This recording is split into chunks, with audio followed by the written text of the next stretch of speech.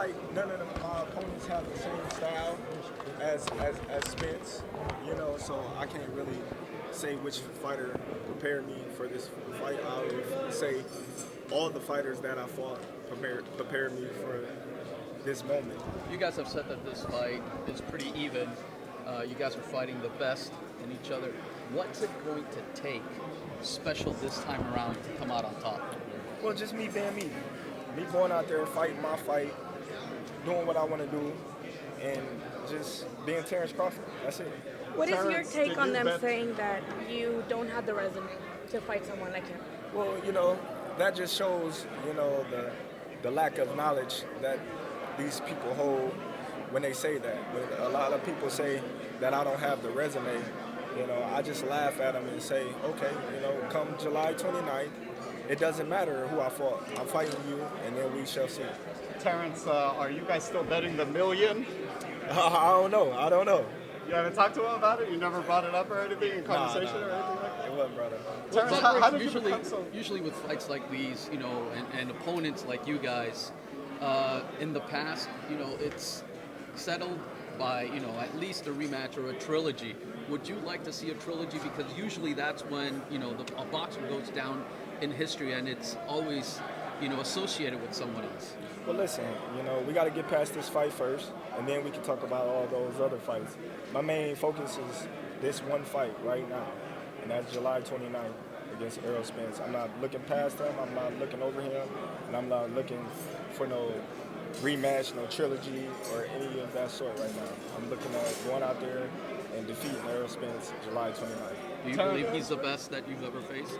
Well, I don't know. I always get that question every time I step foot in the ring with somebody, and they say, "Oh, well, Terence, this is the best fighter that you ever fought." I can't say that until after I fight him.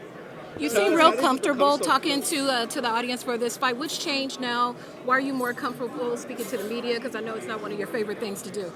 I don't know. I guess it's something that you have to do. I've never been the type of guy to, do a lot of talking. I just want to fight. But, I'm coming around, I guess, experience and age. Terence, how did you become so fluid going left or right-hander? I talk to people about it all the time. They say you're maybe the best they've ever seen do it.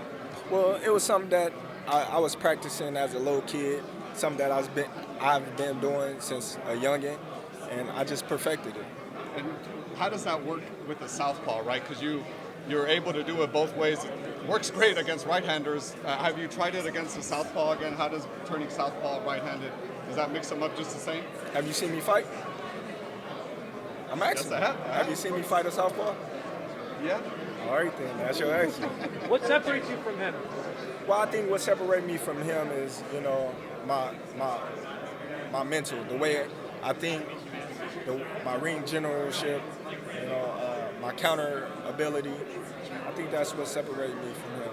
Do you think it's fair that everybody's using how you finish Porter as opposed to him as the way why you will win? Do you think it's fair for people to assume that? You said what? Because you know how you are the one that stopped Porter as opposed to him. Do you think that's a fair assessment for people to say, well, you're going to beat Spence because you beat Porter better? No, styles make fights. I would never say, oh, I'm going to beat this guy because I beat this guy in a better fashion. Because there's been a lot of fighters that beat fighters and then came and lost to a fighter that beat them. So I would never use that as assessment. What do you think is Spence's best win? Since you guys are comparing resumes a lot, what is Spence's best win? Spence's best win, I would say, is Sean Porter or Kelbro.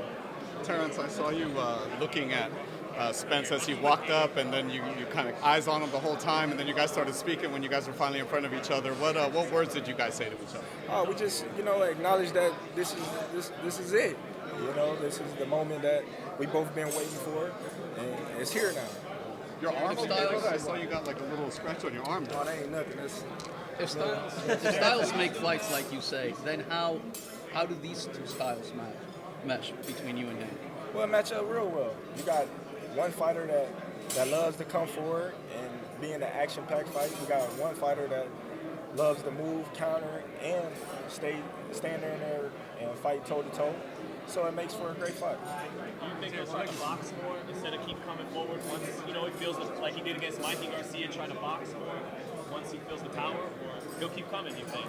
I don't know. That's what we train for. We train for everything, so we don't get caught with anything that's unexpected, and we won't have any surprises. You think he's ready for your power, Terence? We shall see. Will you still have a 100% knockout ratio at welterweight after this fight? We shall see. Like I always say, I never go in there looking for a knockout, but if it comes, that's icing on the cake. Both of you guys talk about legacy constantly. Since you're thinking of legacy historically, the winner of this fight, where do you guys believe you rank historically in the welterweight division? Oh, we ranked up there with all of them. You know, when you talk about the welterweight division, when you talk about the greatest welterweights to walk the face of earth, you're going to talk about Errol Spence and Terence Crawford. Will this make you the greatest welterweight ever, you think? What? Will winning against Errol Spence make you the greatest welterweight, you think? Of course. Hands down. Spence has a lot of merchandise with the shark and the Grim Reaper stuff like that. Are you going to come up with like a fish fry shirt or something like that?